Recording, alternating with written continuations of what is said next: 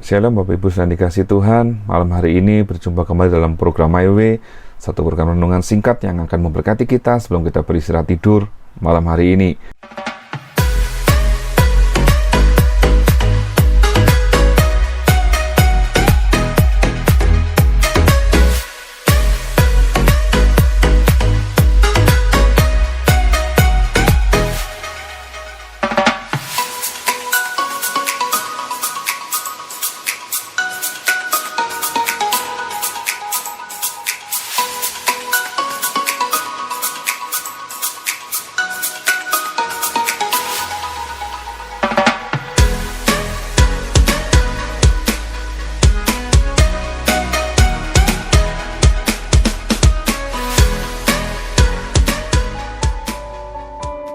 Malam hari ini kita akan membahas syarat untuk menjadi pelayan Kristus yang baik dengan satu tema, jangan mengikuti ajaran setan.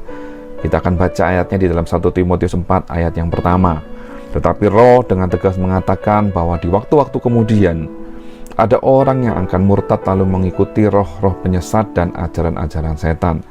Jadi firman Tuhan ini berkata, di saat-saat ini akan ada banyak orang yang murtad lalu mengikuti ajaran setan.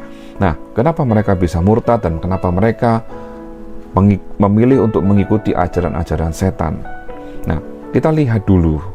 Yang pertama, situasi dan kondisi di dunia saat ini. Keadaan di dunia itu tidak bertambah baik, tapi malah bertambah buruk, dan sifat manusia bertambah jahat, sehingga kita bisa lihat dari berita yang kita baca, yang kita dengar, bahwa kejahatan itu merajalela di mana-mana, bahkan tidak sedikit yang menggunakan kekerasan, dan banyak yang melakukan tindakan-tindakan pembunuhan hanya untuk merampas harta dari korban. Dan kondisi-kondisi ini tentunya membuat kita semakin takut dengan keadaan seperti ini. Nah, ada banyak hal yang membuat orang itu menjadi murtad.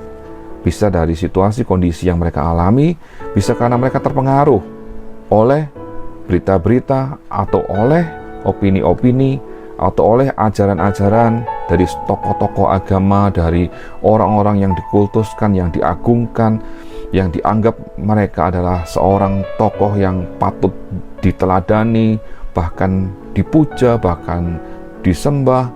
Dan orang-orang yang seperti ini dengan mudah dipakai oleh iblis untuk memasukkan ajaran-ajaran dari setan itu sendiri.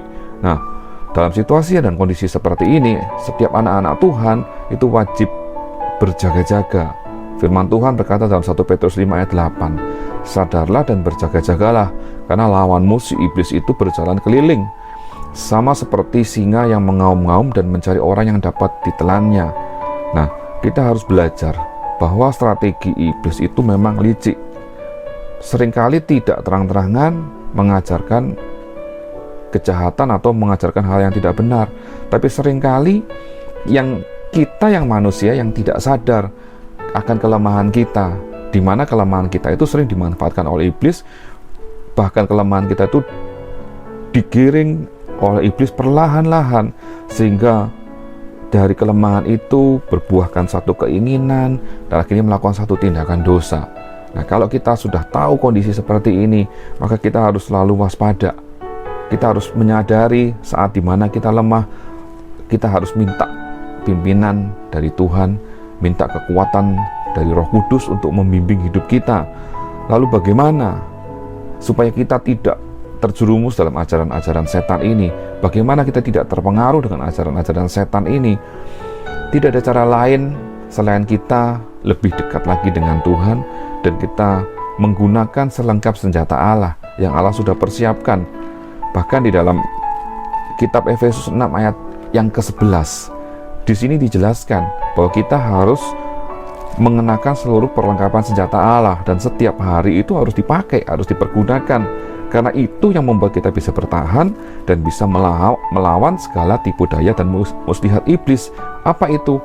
Berikat pinggangkan kebenaran, berbaju sirahkan keadilan, kerelaan untuk memberitakan Injil damai sejahtera, menggunakan perisai iman, bahkan ketopong keselamatan dan pedang roh, yaitu firman Allah.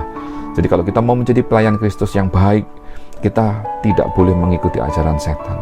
Dan saat kita sadar bahwa kita memiliki satu kelemahan, maka kita harus cepat-cepat berbalik berdoa kepada Allah dan minta supaya selengkap senjata Allah yang Allah sudah sediakan itu bisa terus ada dalam hidup kita dan kita pergunakan setiap saat, bahkan kita terus hidup dalam kebenaran firman Tuhan, berjalan dalam kebenaran firman Tuhan. Dan inilah firman Tuhan malam hari ini. Kita bersyukur bahwa kita punya Allah yang memperlengkapi kita dengan selengkap senjata Allah, membuat kita mampu bertahan untuk menghadapi segala tipu daya muslihat iblis. Selamat malam, selamat istirahat. Tuhan Yesus memberkati kita. Amin.